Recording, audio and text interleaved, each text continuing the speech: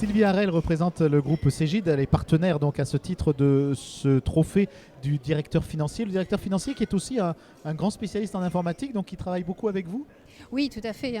Cegid est partenaire national sur les trophées DSCG et nous travaillons essentiellement avec des directeurs financiers puisque nous proposons des ERP de gestion. Donc c'est vrai qu'on peut avoir les directeurs financiers, on peut avoir aussi les DAF, on peut avoir parfois jusqu'à directeur des achats, directeur de production aussi. Ces logiciels, ils sont de plus en plus pointus. Ils facilitent de quelle façon la vie du directeur financier?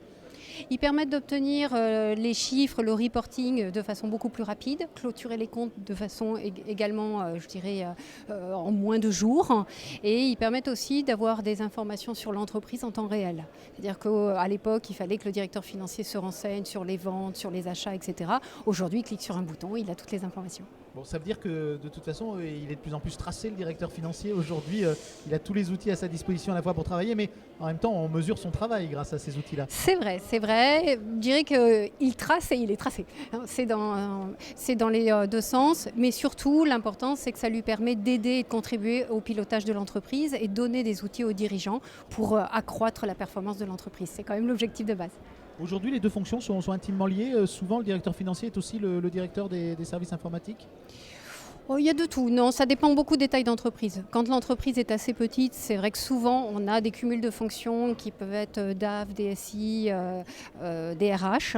Après, dès que l'entreprise passe certaines tailles, 50, 100 millions d'euros de chiffre d'affaires, les fonctions sont bien séparées.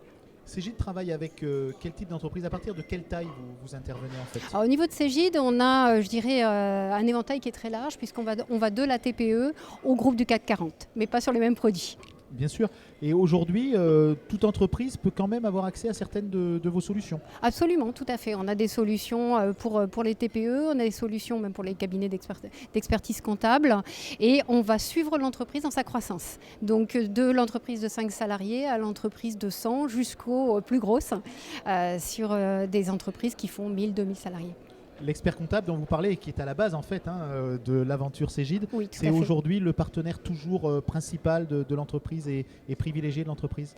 Oui, quand même. Alors surtout sur la PME, l'expert comptable est toujours là pour accompagner l'entreprise dans ses choix stratégiques. Et souvent, surtout quand les entreprises sont d'un peu plus petites, il y a une externalisation de certaines fonctions, que ce soit des fonctions comptables ou RH. L'entreprise est née à Lyon. Oui, Elle est bien connue. tout à fait. Son président est bien connu aussi, évidemment, Jean-Michel Aulas, qu'on connaît aussi comme président de l'OL. Est-ce que vous pensez qu'il peut y avoir de meilleures relations dans l'avenir entre Lyon et Aix-Marseille, puisque les deux sont devenus maintenant des métropoles? C'est vrai que c'est des sociétés, des sociétés. Ce sont des villes aujourd'hui qui peuvent se rapprocher.